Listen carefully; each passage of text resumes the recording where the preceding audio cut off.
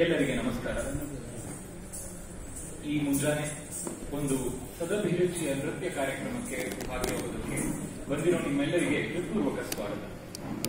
ಈ ದಿನ ನೃತ್ಯ ಕಲೆಯ ಮೂಲಕ ಭಗವಾನ್ ಶ್ರೀಕೃಷ್ಣನಿಗೆ ಸಮೀಪವಾಗುವ ಯತ್ನಕ್ಕಾಗಿ ಕಲಾವಿದೆಯರು ಕಾತರದಿಂದ ಕಾಯ್ತಾ ಇದ್ದಾರೆ. ಇವತ್ತಿನ ಕಾರ್ಯಕ್ರಮದ ಪ್ರತಿಯೊಂದು ಹೆಜ್ಜೆ, ಪ್ರತಿಯೊಂದು ನಡೆ, ಒಂದೊಂದು ನೃತ್ಯ ಬಂಧದ ಹಿಂದೆ ಸಾಕಷ್ಟು ಶ್ರಮ ಇದೆ, ಒಂದು ಚಿಂತನೆ ಇದೆ. ಅಲ್ಲದೆ ಪ್ರೇಕ್ಷಕ ಮಹಾಪ್ರಭುಗಳಾದ ನಿಮಗೆ ಒಂದು ಒಳ್ಳೆಯ ರಸಾನುಭವವನ್ನು ಕೊಡಬೇಕು ಅನ್ನುವಂಥ ಹಂಬಲವಿದೆ. ಈ ಕಲಾವಿದೆಯರ ಪ್ರಯತ್ನಕ್ಕೆ ಕನ್ನಡಿಯಾಗಿ, ಜೊತೆಗೆ ಕಾರ್ಯಕ್ರಮದ ನಿರೂಪಕನಾಗಿ ನಾನು ವಿವೇಕ ನಿಮ್ಮ ಜೊತೆಗಿರ್ತೀನಿ. ಮತ್ತೆ ಈ ಕಾರ್ಯಕ್ರಮಕ್ಕೆ ನಿಮಗೆಲ್ಲರಿಗೆ ಸ್ವಾಗತ. ಮೊದಲಿಗೆ ಪುರಂದರದಾಸರ ದೇವರ ನಾಮವೊಂದಕ್ಕೆ ನೀವು ನೃತ್ಯವನ್ನ ನೋಡಲಿದ್ದೀರಿ. ದಾಸರು ಈ ಗೀತೆಯನ್ನ ಬಹುತೇಕ ಸಂಸ್ಕೃತದಲ್ಲೇ ರಚಿಸಿರುವುದು ವಿಶೇಷ. ಜಗತ್ತಿನ ಸ್ಥಿತಿಕರ್ತನಾದ ಮಹಾವಿಷ್ಣು ಹಲವಾರು ಸನ್ನಿವೇಶಗಳಲ್ಲಿ, ಹಲವಾರು ಕಾರಣಗಳಿಗಾಗಿ 10 ಅವತಾರಗಳನ್ನ ಎತ್ತಾನೆ. ಅವನನ್ನ ವಿಶಿಷ್ಟವಾದ ರೀತಿಗಳಲ್ಲಿ ದಾಸರು ಈ ಹಾಡಿನಲ್ಲಿ ಬಣ್ಣಿಸಿದ್ದಾರೆ. ಹಾಗೂ ಮಹಾವಿಷ್ಣುವಿನ ದಶಾವತಾರಗಳನ್ನ ಕೆಲವೇ ಕ್ಷಣಗಳ ಅಂತರದಲ್ಲಿ ಅಚ್ಚುಕಟ್ಟಾಗಿ ಈ ನೃತ್ಯ ಬಂಧದಲ್ಲಿ ತೋರಿಸಲಾಗಿದೆ. ಈ ವಿಶಿಷ್ಟವಾದ ನೃತ್ಯ ಬಂಧಕ್ಕೆ ಸಾಕ್ಷಿಯಾಗಿ ಈ ಕಾರ್ಯಕ್ರಮದ ಆರಂಭವನ್ನ ಒಂದು ಒಳ್ಳೆಯ ರೀತಿಯಲ್ಲಿ ಮಾಡೋಣ ಬನ್ನಿ. ರಾಗಮಾಲಿಕೆ, ಆದಿತಾಳ ಹಾಗೂ ಗುರು ಬಿ ಭಾನುಮತಿಯವರ ನೃತ್ಯ ಸಂಯೋಜನೆಯಲ್ಲಿ ಇದೀಗ ನಿಮ್ಮ ಮುಂದೆ ನಾರಾಯಣ ಹರಿ ಗೋವಿಂದ. ಗೋವಿಂದನನ್ನ ನಿಮ್ಮ ಮುಂದೆ ತರಲು ಬರ್ತಾ ಇದ್ದಾರೆ ಕುಮಾರಿ ಅನಘ್ಯ ಮತ್ತು ಕುಮಾರಿ ಶ್ರೀಪ್ರಿಯ.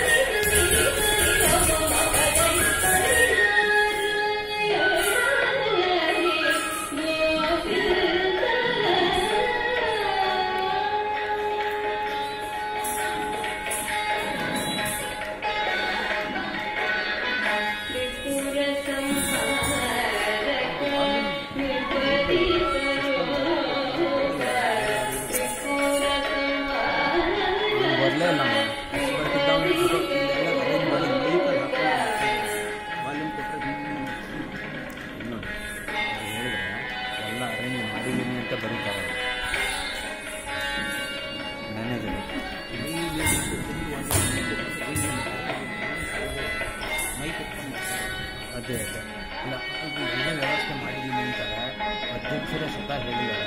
ಅದು ಏನು ಮಾಡ್ತಾರೆ, ನಮ್ಮ ಸಿಸ್ಟಮ್ ಆ ರೀತಿ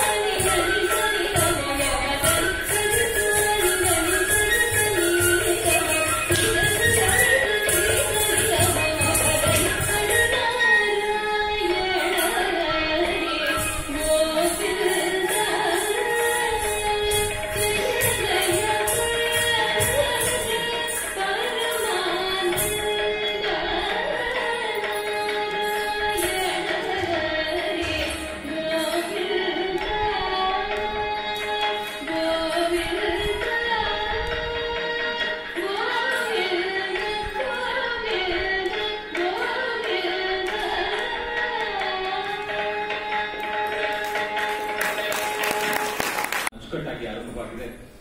ಮುಂದೆ ನೀವು ನೋಡುವ ಪ್ರಸ್ತುತಿಗಳೆಲ್ಲವೂ ರಂಜನಾ ಅವರು ತಮ್ಮ ಕಲಾಧ್ಯಾನ ತಂಡದೊಂದಿಗೆ ರೂಪಿಸಿದ ಸರ್ವಂ ತ್ವಂ ಎಂಬ ನೃತ್ಯ ರೂಪಕದ ಆಯ್ದ ಭಾಗಗಳು. ಈ ರೂಪಕದಲ್ಲಿ ಒಬ್ಬ ಭಕ್ತ ತನ್ನ ಇಷ್ಟ ದೇವತೆಯ ಜೊತೆಗೆ ಬೆಳೆಸಿಕೊಳ್ಳಬಹುದಾದ ಸಂಬಂಧದ ಚಿತ್ರಣ ಇದೆ. ಭಕ್ತರಾದ ನಾವೆಲ್ಲರೂ ಈ ಭಾವನೆಗಳನ್ನ ಒಂದಲ್ಲ ಒಂದು ಸಲ ಅನುಭವಿಸಿ ಇರ್ತೀವಿ. ಒಂದೊಂದು ಸಲ ಭಗವಂತನ ಮೇಲೆ ಎಲ್ಲಿಲ್ಲದ ಪ್ರೀತಿ ಉಕ್ಕಿ ಹರಿಯುತ್ತೆ. ಇನ್ನೊಂದು ಸಲ ಅವನು ನನಗೆ ಮೋಸ ಮಾಡಿಬಿಟ್ಟ ಅಂತ ಕೋಪ ಮಾಡ್ಕೊಳ್ತೀವಿ. ಇನ್ನೊಂದು ಸಲ ಯಾಕೆ ನನ್ನ ಕೈ ಬಿಟ್ಟು ಬಿಟ್ಟೆ ಅಂತ ಅಲವತ್ಕೊಳ್ತೀವಿ. ಈ ಎಲ್ಲ ಭಾವನೆಗಳಲ್ಲೂ ಸಮಾನವಾಗಿ ಇರೋದು ಅಂತಂದ್ರೆ ಭಗವಂತನ ಮೇಲಿರುವ ಅವ್ಯಾಜ ಪ್ರೀತಿ. ಈ ಭಾವಗಳ ಮೂಲಕವೇ ನಾವು ಅವನಿಗೆ ಹತ್ತಿರವಾಗುವ ಪ್ರಯಾಣವನ್ನ ಕೈಗೊಳ್ತೀವಿ. ಈ ಪ್ರಯಾಣವನ್ನ ಒಬ್ಬ ಭಕ್ತನ ಪ್ರಯಾಣದ ಮೂಲಕ ಚಿತ್ರಿಸುವ ಉದ್ದೇಶದಿಂದ ಮುಂದಿನ ಪ್ರಸ್ತುತಿಗಳನ್ನು ರೂಪಿಸಲಾಗಿದೆ. ವಿಶೇಷ ಅಂದ್ರೆ ಈ ಎಲ್ಲ ನೃತ್ಯ ಬಂಧಗಳನ್ನ ರೂಪಿಸಿರೋದು ದಾಸ ಸಾಹಿತ್ಯಕ್ಕೆ. ಈ ಎಲ್ಲ ಹಾಡುಗಳ ಗಾಯನ ಮತ್ತು 3 ಹಾಡುಗಳ ಸಂಗೀತ ಸಂಯೋಜನೆಯ ಶ್ರೇಯಸ್ಸು ಸಲ್ಲೋದು ವಿದ್ವಾನ್ DS ಶ್ರೀವತ್ಸ ಅವರಿಗೆ. ಅವರಿಗೂ ಇತರ ಸಂಗೀತಗಾರರಿಗೂ ನಮನ ಸಲ್ಲಿಸ್ತಾ ಇನ್ನು ಹೆಚ್ಚು ತಡ ಮಾಡದೆ ಈ ಭಕ್ತನ ಕಥೆಗೆ ಸಾಕ್ಷಿಯಾಗೋಣ ಬನ್ನಿ. ಈ ಕಥೆಯಲ್ಲಿನ ಭಕ್ತ ಒಬ್ಬ ದೀನನಾದ ವ್ಯಕ್ತಿ. ಈತ ಈ ಭಾಗದಲ್ಲಿ ಒಬ್ಬ ಆರ್ತ ಭಕ್ತ. ಅಂದ್ರೆ ತನಗೆ ಕಷ್ಟ ಕಾಣಿಸಿಕೊಂಡಾಗ ಮಾತ್ರ ದೇವರ ನೆನಪು ಬರೋದು. ಸಂಕಟ ಬಂದಾಗ ವೆಂಕಟರಮಣ. ಆ ಕರೆಗೆ ಉತ್ತರ ಸಿಗದೆ ಹೋದಾಗ ತಾನು ಮೋಸ ಹೋದೆ ಅನ್ನೋ ಭಾವ ಅವನಲ್ಲಿ ಹುಟ್ಟುತ್ತೆ. ಈತ ತಂದೆ ತಾಯಿಯರಿಲ್ಲದೆ ಬೆಳೀತಾನೆ. ಬಡತನದಲ್ಲೇ ದೊಡ್ಡವನಾಗ್ತಾನೆ. ಪಾಪ ಇವನ ಹಣೆಯಲ್ಲಿ ಪಾಪ ಬ್ರಹ್ಮ ವಿದ್ಯೆಯ ಭಾಗ್ಯವನ್ನೂ ಬರೀಲಿಲ್ಲ. ಚಿಕ್ಕ ವಯಸ್ಸಿನಿಂದಲೂ ಭಗವಂತನನ್ನ ಆರಾಧಿಸಿಕೊಂಡು ಬಂದ ಇವನಿಗೆ ಭಗವಂತನಿಂದ ತನಗೆ ಮೋಸವಾಗಿದೆ ಅಂತ ಅನ್ಸೋದು ಸಹಜ ಅಲ್ವಾ? ಅದೇ ಮೋಸ ಹೋದ ಭಾವ ಮುಂದೆ ಬೆಳೆದು ಕೋಪಕ್ಕೆ ತಿರುಗುತ್ತೆ. ನಿನ್ನನ್ನ ನಂಬಿಕೊಂಡ್ರೆ ಏನೋ ಒಳ್ಳೇದು ನಡೆಯೋದಕ್ಕೆ ಸಾಧ್ಯವೇ ಇಲ್ಲ ಅಂತ ದೇವರನ್ನ ಹಳಿತಾನೆ, ಉದುರಿಸ್ತಾನೆ. ದೇವರ ಮೆರವಣಿಗೆ ಮುಂದೆ ನಿಂತ್ಕೊಂಡೇ ಅವನನ್ನ ಬೈದು ನೆಟ್ಟಿಗೆ ಮುರಿತಾನೆ. ಈ ಕಥಾಭಾಗವನ್ನು ನೋಡೋಣ. ಹರಿ ನೀನೇ ಗತಿ ಎಂದು ಮತ್ತು ಆರು ಬದುಕಿದರಯ್ಯ ಹರಿ ನಿನ್ನ ನಂಬಿ.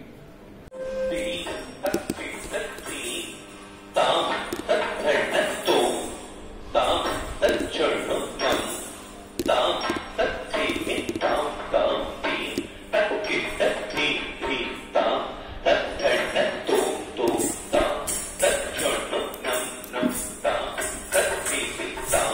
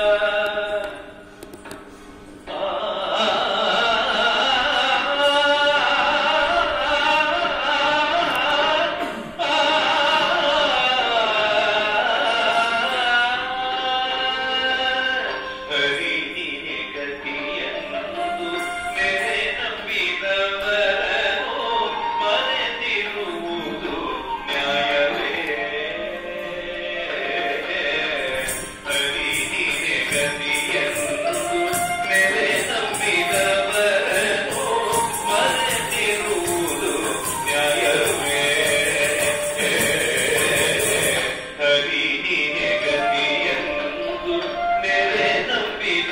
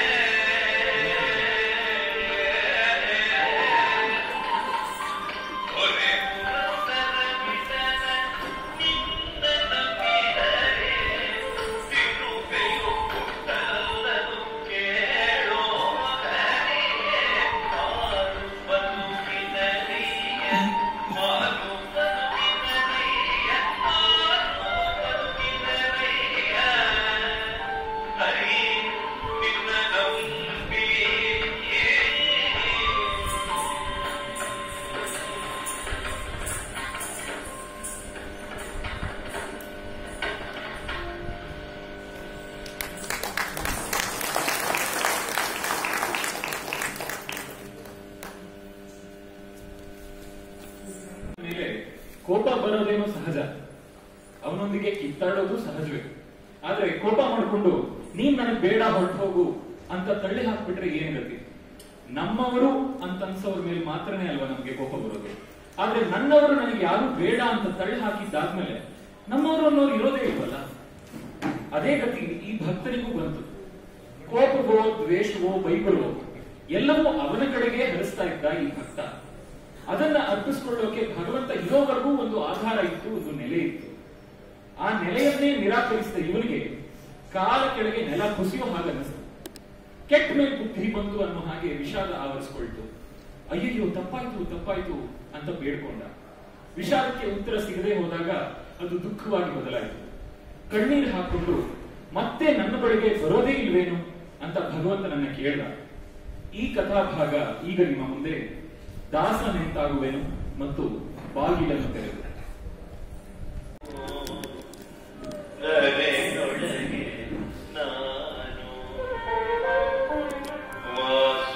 ವಾಸುದೇವನಲ್ಲಿ